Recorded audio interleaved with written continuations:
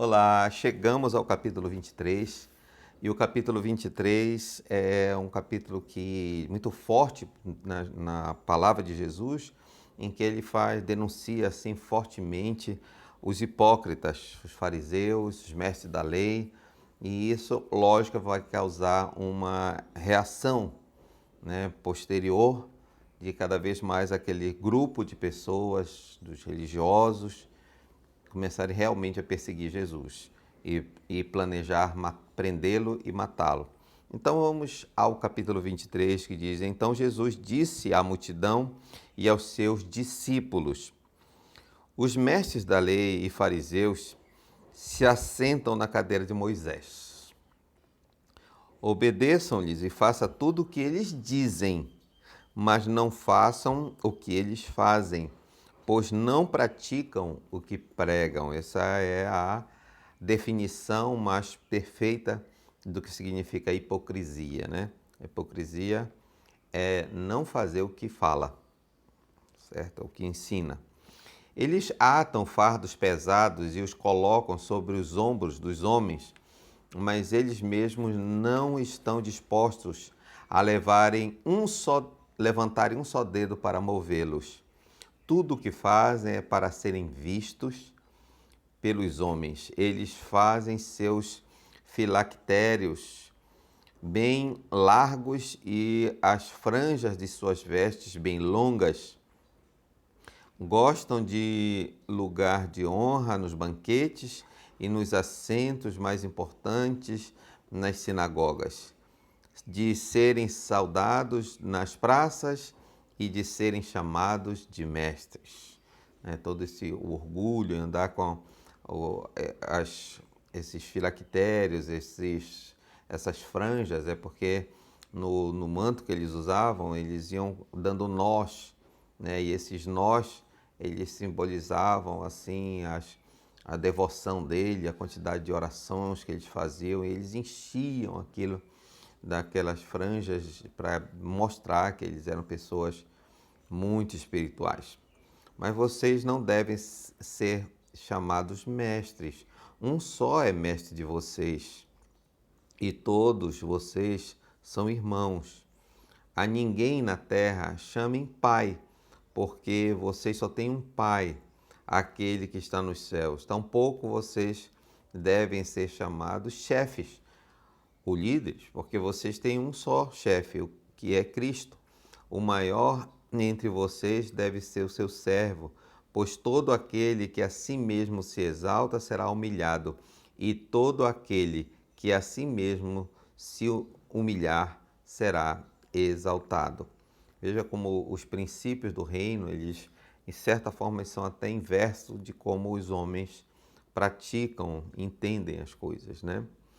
Ai de vocês, mestres da lei e fariseus hipócritas, vocês fecham o reino dos céus diante dos homens, vocês mesmos não entram nem deixam entrar aqueles que gostariam de fazê-lo.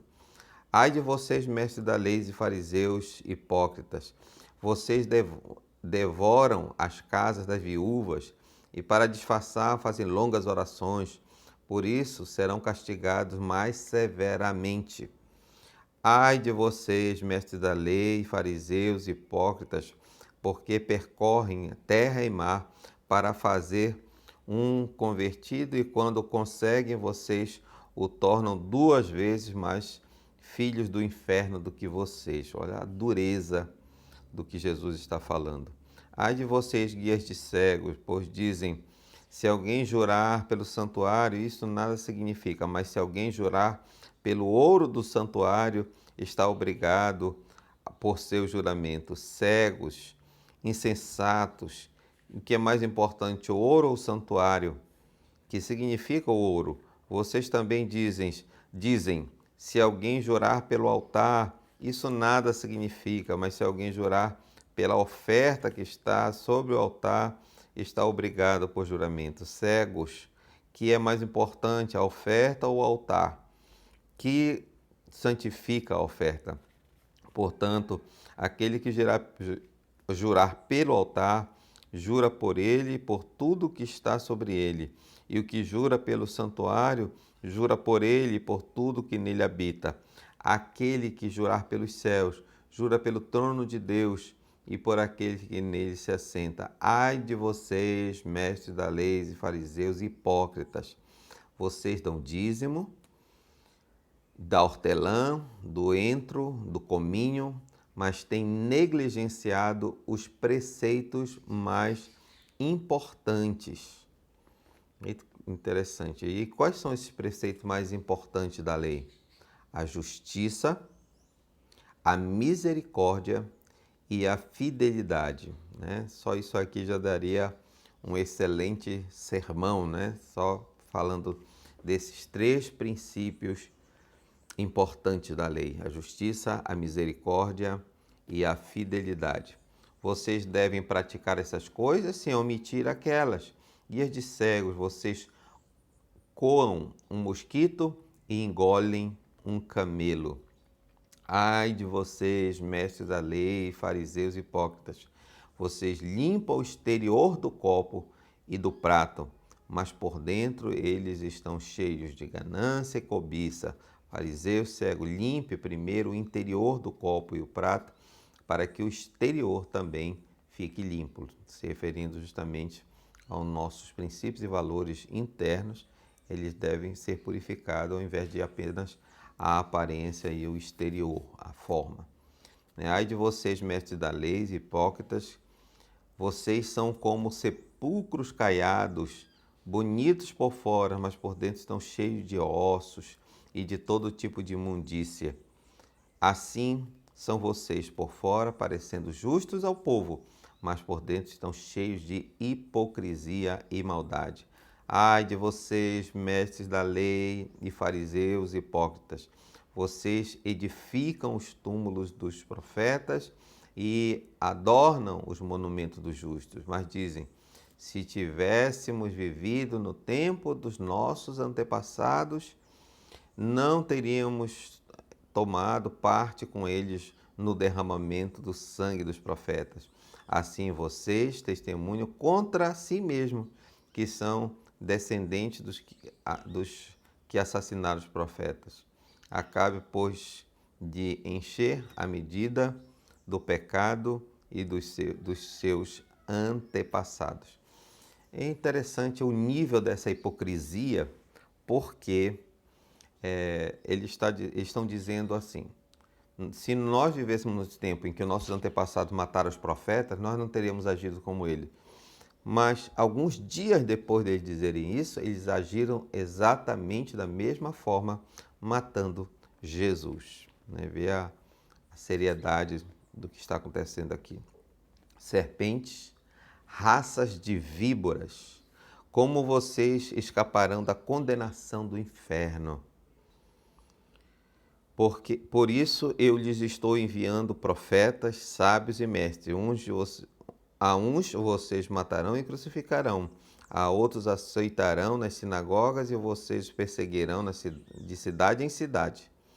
E assim sobre vocês cairá todo o sangue justo derramado na terra, desde o sangue do justo Abel até o sangue de Zacarias, filho de Baraquias, a quem vocês assassinaram entre o santuário e o altar.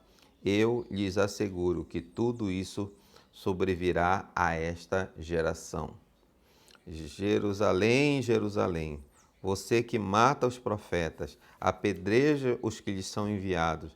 Quantas vezes eu quis reunir os seus filhos, como uma galinha reúne os seus pintinhos debaixo de suas asas, mas vocês não quiseram. Eis que a casa de vocês ficará deserta, pois eu lhes digo que vocês não me verão mais, até que digam: bendito é o que vem em nome do Senhor. Que seriedade, que profundidade, que tristeza, de certa forma, saber que aqueles para quem Jesus veio acabaram agindo de forma leviana, acabaram sendo esses hipócritas e acabaram servindo de instrumento negativo, nesse processo todo, porque ao final das contas eles não apenas mataram o Senhor Jesus, né? Mas aí ninguém tira a vida de Jesus, ele mesmo disse que ele mesmo a entrega, isso estava previsto, mas o que Jesus está realmente lamentando aqui é o que fariam depois, né? O que fariam com os apóstolos, o que fariam com os discípulos, né? Muitos perseguidos, muitos foram mortos, mortos de maneira bem trágica, bem sofrida, com torturas, né? Então, é isso que Jesus está denunciando aqui e está lamentando. Quando ele diz essa expressão assim, Jerusalém, Jerusalém, é um lamento, né? Então, mas ao final essa esperança de que aqueles que dirão bendito é o que vem em nome do Senhor, quer dizer, a aceitação do Messias, essa é o conserto de todas as coisas. Tá bom? Então, amanhã, o capítulo 24, e já estamos na fase, né, dos discursos proféticos de Jesus, onde ele vai falar sobre as coisas do fim, capítulo 24, capítulo 25, certo? Então, fiquem atentos, convido você para amanhã participar de mais uma leitura do Evangelho segundo Mateus, a partir de amanhã, o capítulo 24. Esse é o meu convite para você. Não esqueça de dar o seu like. Se você está nos acompanhando até aqui, se inscreva no nosso canal para você não perder outras publicações. E também não esqueça de compartilhar esse vídeo com outras pessoas. Hoje eu estou aqui num cenário improvisado, assim, num lugar meio... aproveitando aqui a luz do sol, por isso você está vendo assim, algumas coisas diferentes. Mas ontem nós tivemos um grande temporal aqui na cidade e não foi possível gravar. E também ontem eu estava comemorando junto com a minha esposa 32 anos de casamento, né, de matrimônio, renovando a nossa aliança, e fizeram uma festa, uma surpresa maravilhosa para nós, nossos discípulos, e foi algo muito, muito maravilhoso ontem. Então, costumo sempre gravar no dia anterior, mas estou aqui mantendo esse nosso compromisso de 28 dias lendo o Evangelho segundo Mateus. Tá bom? Até amanhã.